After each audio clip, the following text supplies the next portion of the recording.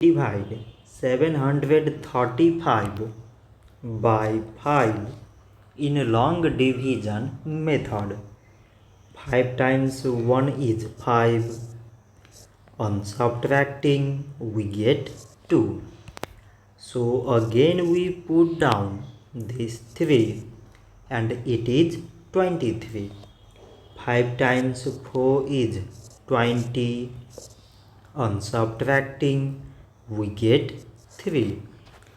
So again we put down this 5 and it is 35. 5 times 7 is 35.